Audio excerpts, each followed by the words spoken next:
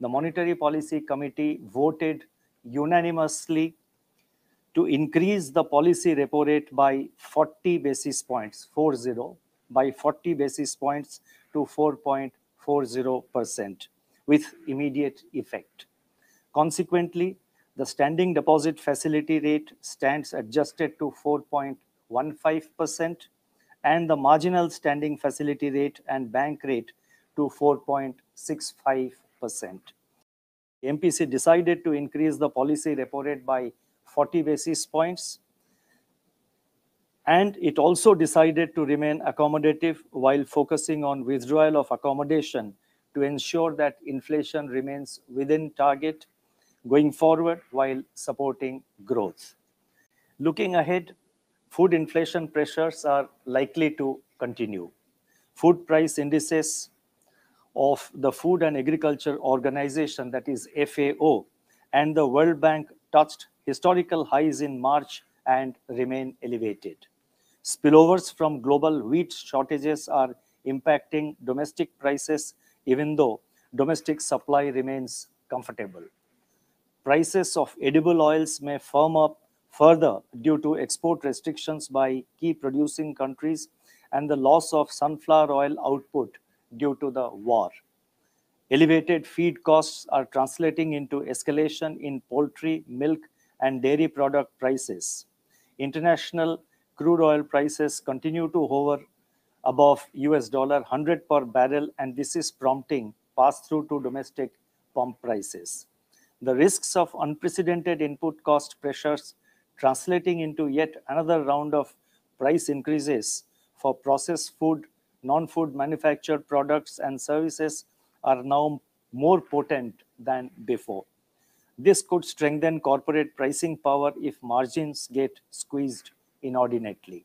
To sum up, the strengthening of inflationary pressures in sync with persistence of adverse global price shocks poses upward risks to inflation trajectory presented in April MPC resolution.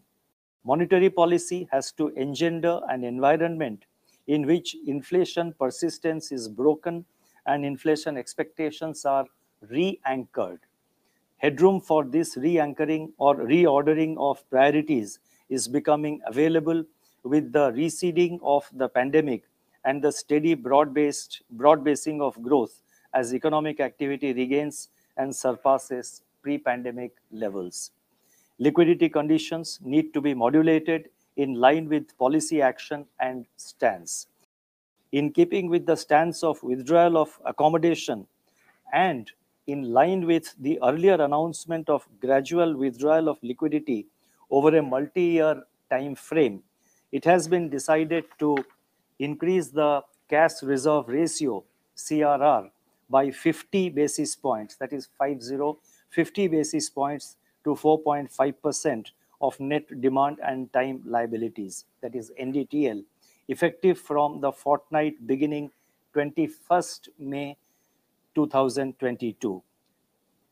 Sustained high inflation inevitably hurts savings, investment, competitiveness, and output growth. It has pronounced adverse effects on the poorer segments of the population by eroding their purchasing power. I would therefore like to emphasize, I repeat, I would therefore like to emphasize that our monetary policy actions today, aimed at lowering inflation and anchoring inflation expectations, will strengthen and consolidate the medium-term growth prospects of the economy.